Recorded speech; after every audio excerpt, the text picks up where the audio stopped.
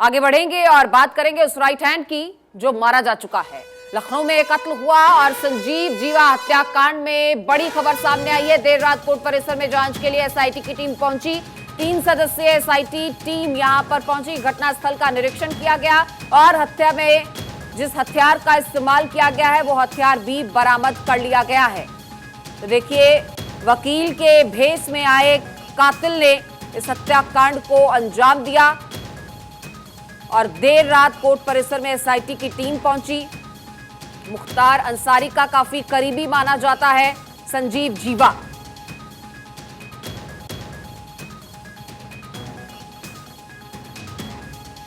और इसी खबर पर हमारे सहयोगी एहतशाम सिद्दीकी हमारे साथ जुड़ चुके हैं। एहतशाम, हम देख रहे हैं कि जब से कत्ल की इस वारदात को अंजाम दिया गया इस हत्याकांड के बाद सवाल ये उठने लगे हैं कि आखिर कानून व्यवस्था कहां है। इससे पहले पुलिस कस्टडी में लाइव मर्डर अतीक और अशरफ का, और अब भी पुलिस कस्टडी में लाइव मर्डर, और दोनों वारदातें जो हैं वो बहुत मिलती जुलती हैं। पहले रिपोर्टर के भेष में आते हैं हत्यारे मर्डरर्स और अब वकील के भेष में आते हैं। फिलहाल एसआईटी की टीम यहां पर मौजूद है, देर रात ही पहुंच गई थी। क्या कुछ सुराग और सबूत जुटाए गए हैं? देखिए, कई अहम सुराग मिले हुए हैं क्योंकि उत्तर प्रदेश सरकार इस पूरे मामले की निष्पक्ष जांच के लिए 3 सदस्यीय एसआईटी का गठन कर दिया है। एसआईटी के सदस्य देर रात कोर्ट परिसर में गए थे। वहीं कोर्ट परिसर में के जो वकीलों ने हैं, उनकी जो बार एसोसिएशन है, उन्होंने आज हड़ताल का ऐलान किया है पूरे प्रदेश में। उनका साफ कहना है कि उत्तर प्रदेश की तहसीलों में कहीं भी सुरक्षा नाम की कोई चीज़ नहीं है। हम आपको बता दें, दोनों वारदात एकदम फिल्म स्टाइल में हुई है, चाहे वो प्रयागराज में अतीक और अशरफ की हत्या हो पत्रकार के भेष में, या तो कोर्ट में जज साहब के सामने जीवा की हत्या हो। दोनों ही अलग अलग अंदाज में है। हम आपको बता दें, मुख्तार अंसारी का काफ़ी करीबी रहा है और पश्चिमी उत्तर प्रदेश से लेकर बाराबंकी तक इसका नेटवर्क फैला हुआ था। हमारे सूत्र ये भी बताते हैं कि हमेशा कोर्ट में पेशी के दौरान इसको बुलेट प्रूफ जैकेट पहनाई जाती थी, लेकिन इस दफ़ा उसको बुलेट प्रूफ जैकेट नहीं पहनाई गई थी।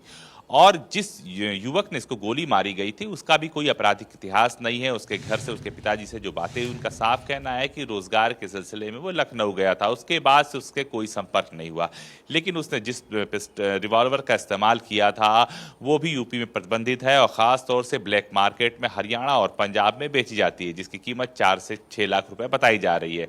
मौके वारदात पे जो कारतूस मिले हैं वो उस रिवॉल्वर से मैच करते हैं, क्योंकि रिवॉल्वर को जिस हिसाब से उसने चलाया है उससे ये साफ तौर से जाहिर है कि उसको चलाने की बाकायदा ट्रेनिंग दी गई थी और उसमें मौजूद 6 गोली बाकायदा उसके सीने में उतार दिया, जो आर पार हो गई है।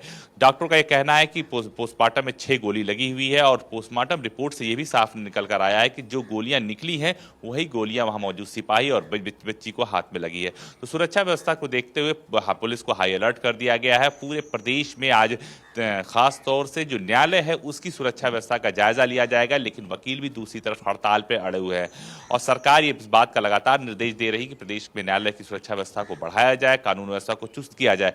लेकिन विपक्ष भी लगातार हमलावर बना हुआ है, चाहे समाजवादी पार्टी हो या बहुजन समाजवादी पार्टी हो। तमाम विपक्ष के नेताओं का साफ कहना है कहीं न कहीं पुलिस का इकबाल कम हुआ है और अब न्याय का भरोसा जिन लोगों को कोर्ट में होता है वहां पर भी न्याय नहीं मिलता है, क्योंकि ये जो मर्डर हुआ है वो बाकायदा जज के सामने हुआ है। काफ़ी सुरक्षित कोर्ट मांगी जाती थी। पहले इस कोर्ट में ही हाई कोर्ट की लखनऊ बेंच हुआ करती थी, जिसे बाद में शिफ्ट करने के बाद यहाँ पे ये कोर्ट लगती थी और काफ़ी सुरक्षा व्यवस्था होती है। ऐसे में वकील के भेष में कोई जाता है और अंदर शूट आउट को अंजाम देता है तो कहीं न कहीं चौंकाने वाली बात है। और जिस तरह से यूपी में अपराधी मारे जा रहे हैं वो कहीं न कहीं सब मुख्तार गैंग से ताल्लुक रखते हैं और प्रदेश में मुख्तार गैंग का जो दबदबा है वो धीरे-धीरे कमजोर होता कि इससे पहले जब भी सुनवाई के लिए संजीव जीवा को लेकर आया गया तो उसे बुलेट प्रूफ जैकेट पहनाई जाती थी, लेकिन अगर इस बार की बात की जाए ना तो जैकेट थी और ऊपर से पत्नी की तरफ से भी ये आशंका जताई गई थी कि इस तरह हत्या हो सकती है।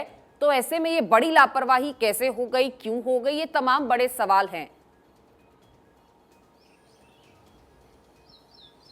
जी हाँ, देखिए, जो लापरवाही प्रयागराज में हुई थी अतीक अशरफ कांड में, वही लापरवाही यहाँ हुई। हमारे जानकार सूत्र तो यहाँ तक बता रहे हैं कि बाकायदा इतने कैजुअल तरीके से इसको लेकर आया गया है कि सुरक्षा के नाम की कोई चीज़ नहीं थी। कोर्ट परिसर में पेशी के दौरान से पहले वहाँ पे जो पुलिसकर्मी थे वो भी मोबाइल पे अपना गेम खेल रहे थे और आराम से संजीवा बैठा हुआ था। लेकिन अब कोई पुलिस के भेष में वहाँ पहुँचता है और उसके पास रिवॉल्वर रहती है, ये कैसे होता है? ये मुमकिन नहीं है। और उसने बाकायदा कोर्ट रूम के अंदर जिस तरह से निशाना बनाया और जिस तरह से उसने फायर झोंका, एक कदम आगे और एक कदम पीछे करके, ऐसा फायर सिर्फ शूटर ही झोंकते हैं। तो ऐसे में ये मालूम देता है कि जो 19 साल का युवा है उसको इस्तेमाल किया गया है और कहीं न कहीं उसका ब्रेन वॉश किया गया, क्योंकि जब उसको पकड़ा गया, उसकी पिटाई हो रही थी, उसकी हालत अभी भी सीरियस है, ट्रॉमा सेंटर में उसका इलाज चल रहा है। तो बेहोश होने से पहले उसने यही कहा था कि जिस घटना को अंजाम देने वो आया है वो घटना को अंजाम दे चुका है, चाहे उसका जो भी हो।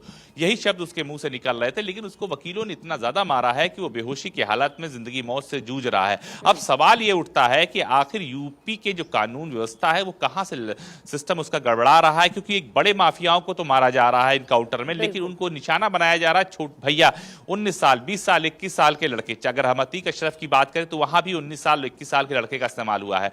यहां पे भी अगर बात करें जौनपुर का 19 साल का लड़का है। तो आखिर ये जो यूपी के युवा हैं जिनको रोजगार मिलना चाहिए, उनको कहीं ना कहीं ब्रेन वॉश किया जा रहा है और कहीं ना कहीं वो अपराध की दुनिया में उतर रहे हैं। ये बहुत गंभीर अब है और सोचने का विषय है, चिंतन और चिंता दोनों का विषय है। देखना होगा कि कैसे सुधार होगा और अभी इस शख्स की तरफ से क्या कुछ खुलासे किए जाते हैं, ये भी देखना रहेगा। बहुत शुक्रिया एहतेशाम इस पूरी जानकारी के लिए।